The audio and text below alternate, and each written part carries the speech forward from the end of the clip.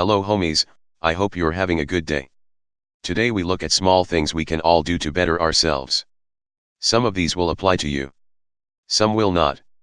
I only hope we can all become more positive people. Enjoy the video. What's something small you can start doing today to better yourself? Try to do a random act of kindness for a stranger every day. Do your dishes before you go to bed. Waking up with a clean kitchen is a great feeling. Allocate time more directly to maintenance of my body and home. I lost 100 pounds this year. All due to diet. I could be a lot healthier if I added 30 minutes of exercise. Then there's my house.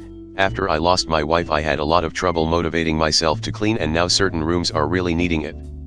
If I could allocate even just an hour a day to it, I would eventually be able to get back to regular maintenance rather than feeling helpless every time I open the door to one of those rooms.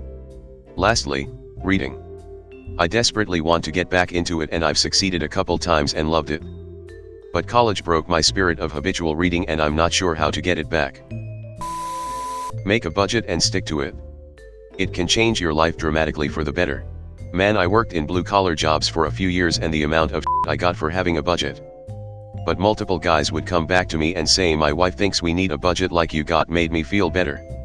The peace of mind of not worrying about money is second to none. Oh, I have a car emergency? Good thing I have been putting away money for that very problem is a much better way to live. I offered many guys the opportunity to lay out finances, and I would help them make a budget, and not a single one took me up on it.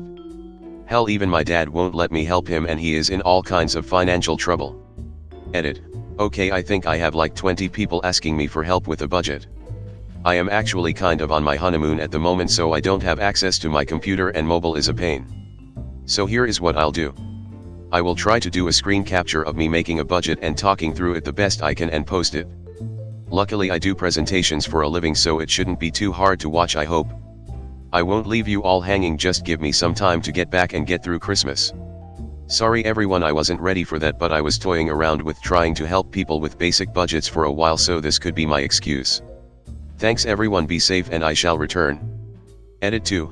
Okay, I got home about 5 hours ago, and I just finished the recording, and I am working on getting it to YouTube. Guys, it is rough, and it's one long video of me explaining whatever I can think of. I wanted to really get this out soon, since I don't want anyone to lose momentum on making a change in their lives. So please excuse the audio issues and extremely bad Polish on this video. I had to learn audio setup, recording software, video editing software, and YouTube just to get this up, so please give me slack. I just wanted to provide some help, but in a world of flashy YouTube intros and multi-video playlists, I feel insufficient. I will try to help you all navigate the video the best I can once it is up, and will send it to all. I hope this helps. A link to the video will be in the description.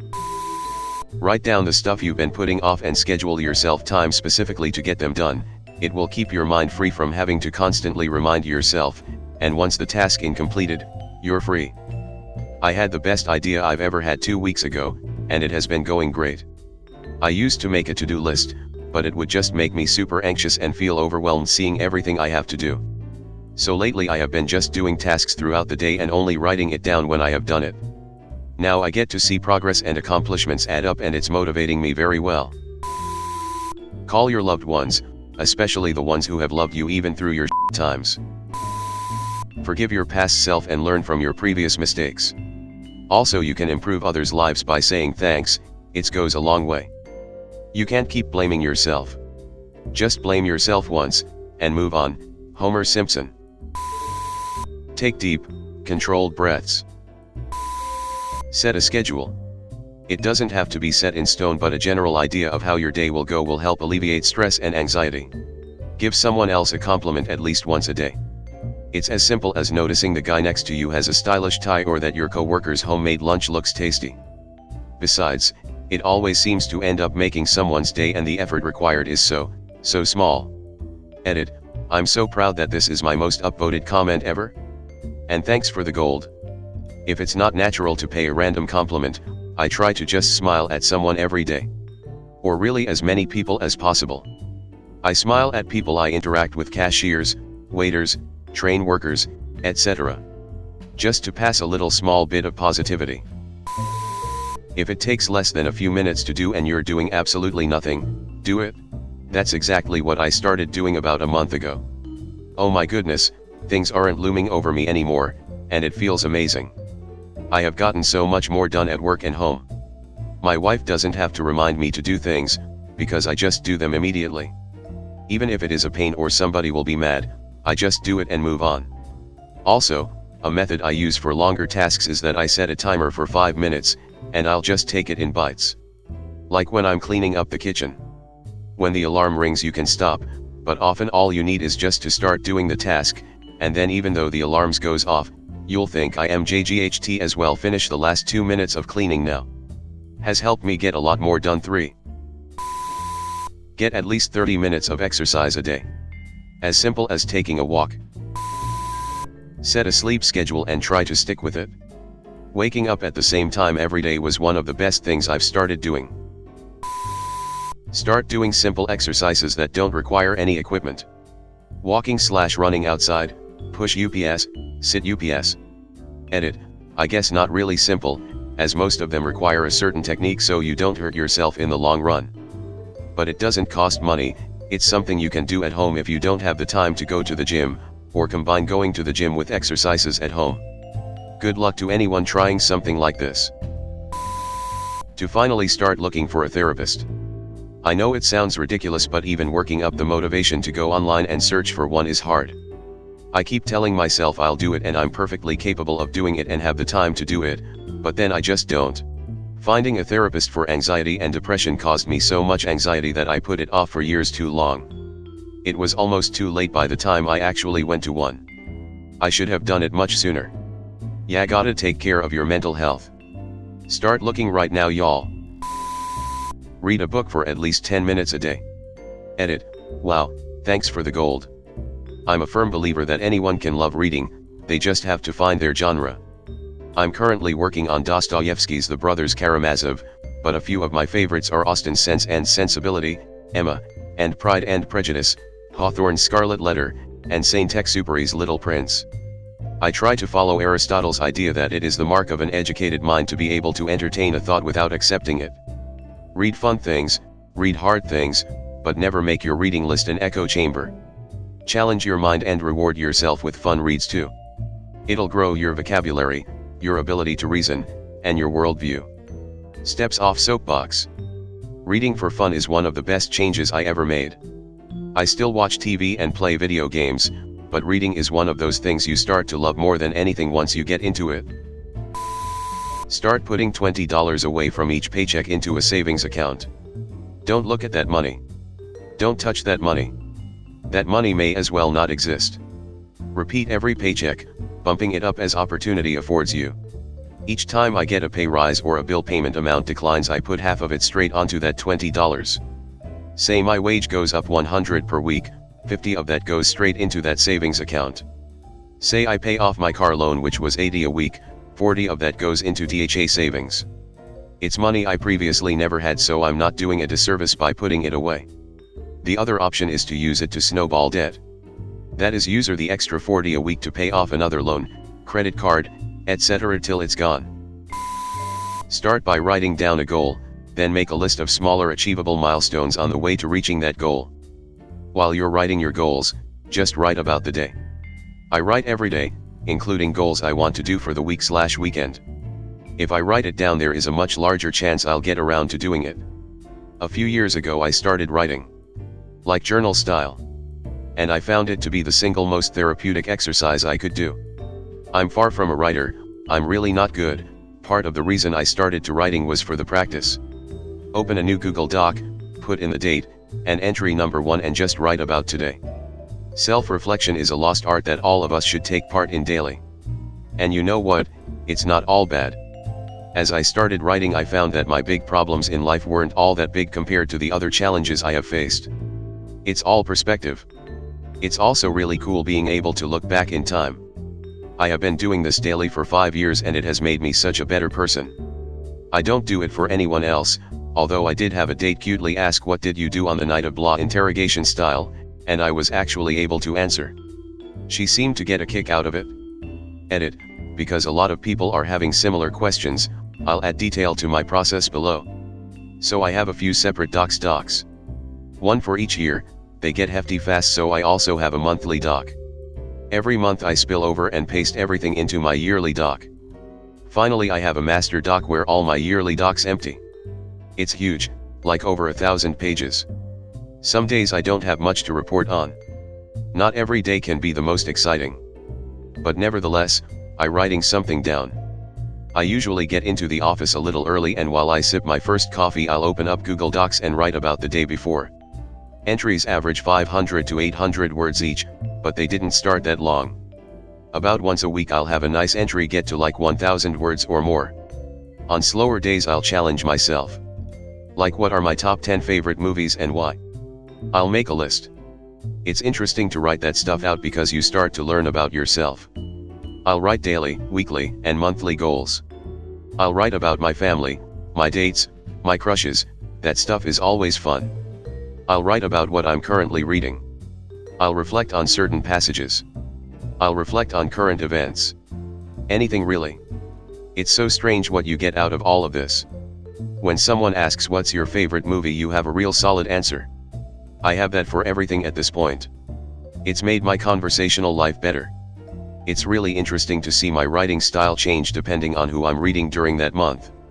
I've been doing it for 5 years and have about 200 pages a year, sometimes more. I cherish every page. You'll learn along the way. Don't worry about what other people think. If you do anything, do it for yourself. Just try and be nicer to people. Don't fake it, just general niceness. Put that positive out there and it will follow. Edit. Wow, this is a really great post-op, gold everywhere and everybody is happy, haha.